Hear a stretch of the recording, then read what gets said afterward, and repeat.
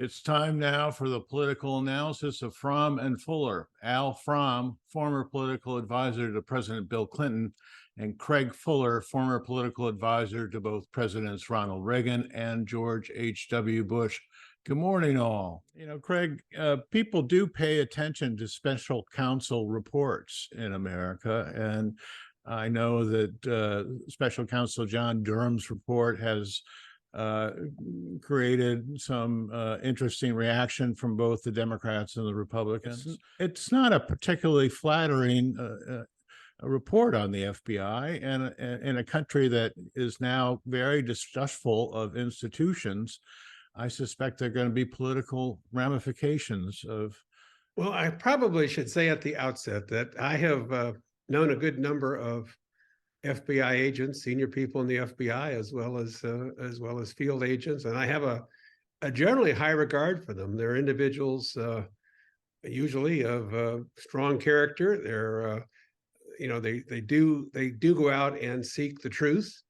And what's happened over time, we were critical of the FBI following 9/11 for not being moving more rapidly or being on top of some of the investigative activities that might have prevented that tragedy. And this report, while I don't think is going to have that much impact, this report is really, the proverbial Monday morning quarterbacking. They were convened during the Trump administration by the Trump Attorney General Barr to look at the question of whether or not an investigation that was launched in the summer of 2016, the year of the campaign, whether it was appropriate to launch that investigation pertaining to whether Trump campaign people were in contact with Russians. And then right after that, there were actually individual investigations launched against certain parties, and they were supposed to look at that.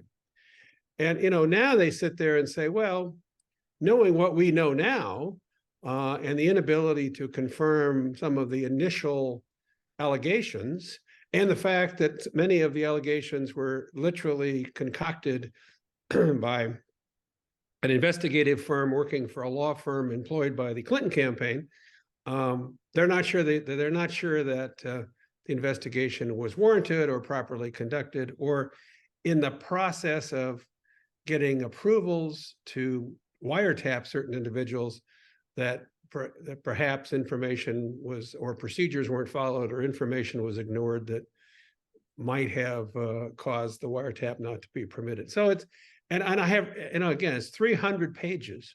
And so, we always ask ourselves, well, is there a smoking gun in all this? Well, no. I'm not sure there's even a gun. The only thing they could find that for which they could hold somebody accountable, which actually had been found by the Inspector General, was that one agent had altered one email, and that alteration, which nobody pays much attention to, but that alteration had to do with whether or not an individual, Carter Page, had been an informant or had provided information to the FBI, or was he not a source? And that alteration had some impact, they say, on whether the wiretap was permitted. The wiretap was permitted, and they did not find what many of the allegations suggested they might find. I'd also say that the report is replete with examples of internal debate and dialogue within the FBI as to whether or not some of this should be pursued. It has quite a lengthy discussion of what the Clinton campaign was doing through the law firm, through the investigative firm, to stoke these allegations. And even when the FBI couldn't verify them, information was being leaked to the media suggesting that the FBI was investigating them. Where does all this lead? What does it amount to? Well, surely there will be some procedural change within the FBI.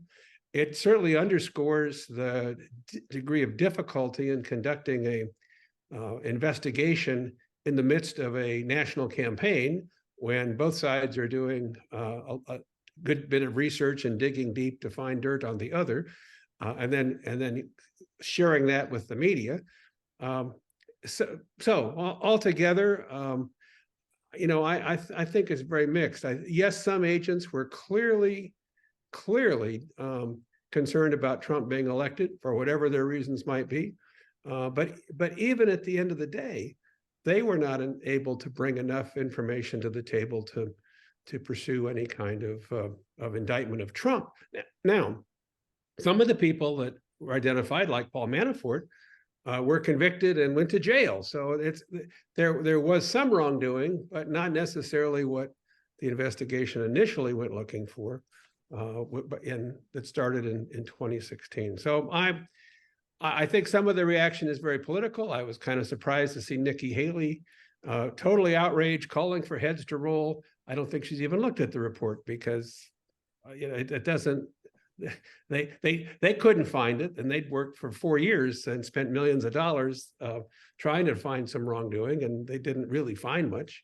Yeah. But anyway, politically, this is going to continue to go to, but it'll be replaced by another story. My guess is within a week or so. Al, a nothing burger here. I don't think it's going to have any impact at all. I think it'll be quickly forgotten.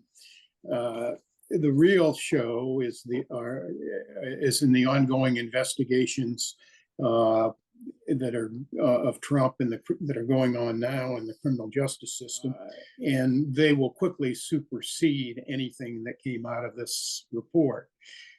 As Craig said, there's nothing really new in it. An IG report in the Justice Department in 2019, I believe it was, raised a lot of these questions. Many of them been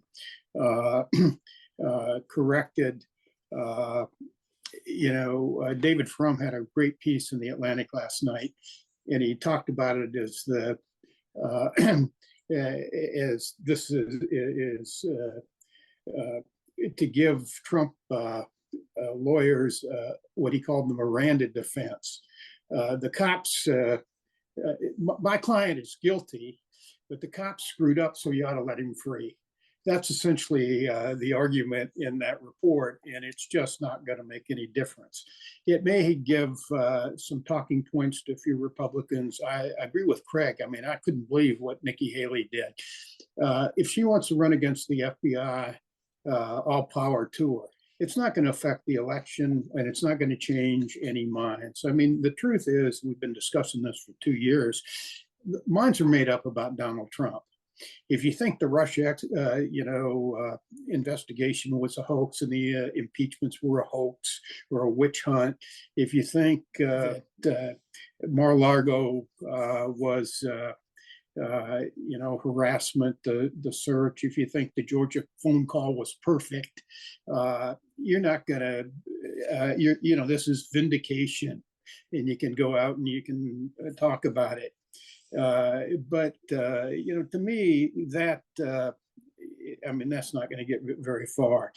The great irony of this is the FBI did intervene in the 2016 election, and it helped Trump.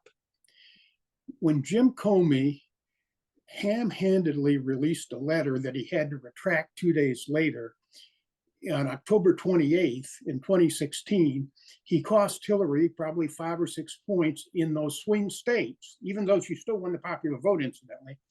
But in those swing states, like Pennsylvania, Michigan, and Wisconsin, that probably flipped the Electoral College for Trump, which to me is a great irony in this whole deal. So I don't think, Durham's going to have much impact.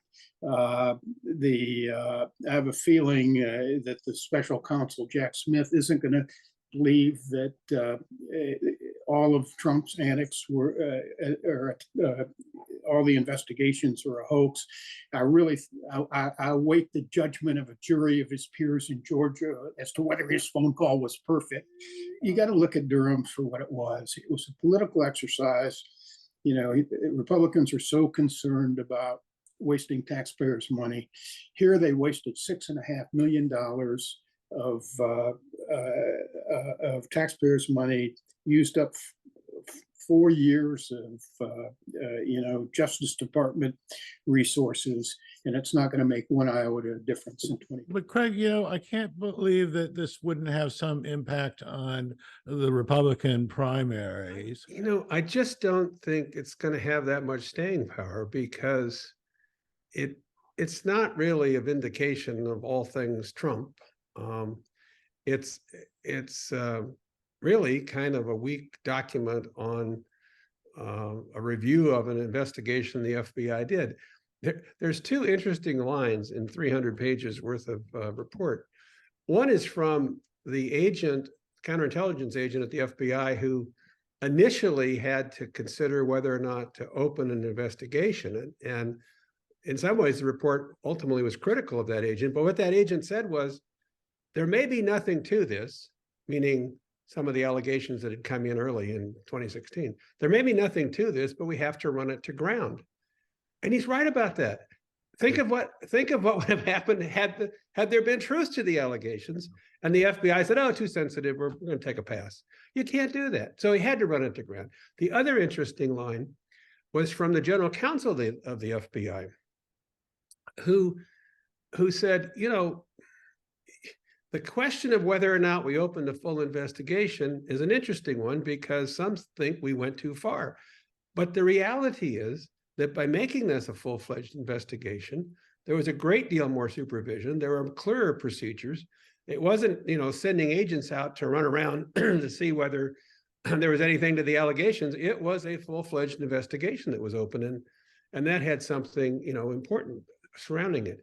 But these are all levels of detail that you just aren't going to see, I don't believe, surface in primary elections. I do think that what Nikki Haley did, and while I think it was the wrong thing to do in her diatribe about this report and heads must roll, I do think she made the calculation, and her people did, that she didn't want any daylight between herself and her campaign and Trump.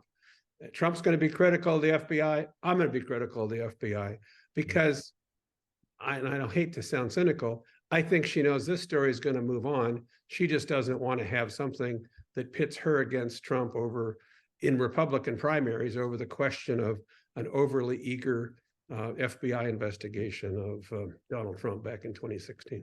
Al, you have the last word this week. It may have some impact, I guess, on the Republican primaries. They're 30 feet underground and they're keep digging down deeper.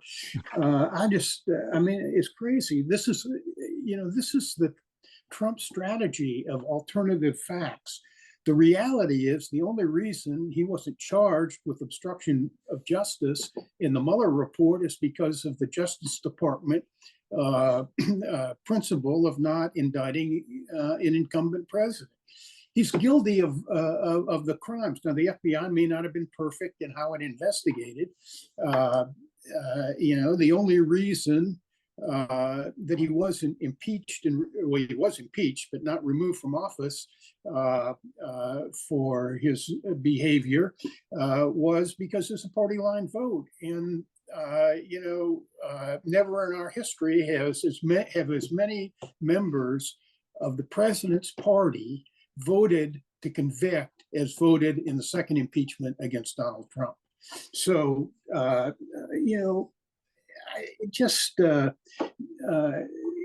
me, the problem with the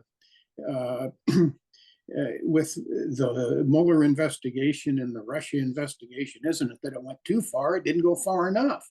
It stopped at Manafort. Yeah. And but you think about, so I just if the Republicans want to sit around and attack the FBI and say, as a jury of his peers convicts him in Georgia for trying to rig an election, that it's all a big old witch hunt, more power to them. I'd like to run in 2024 against that. We have to leave it there. Al Fromm, Craig Fuller, thank you so much indeed. We'll see you next week.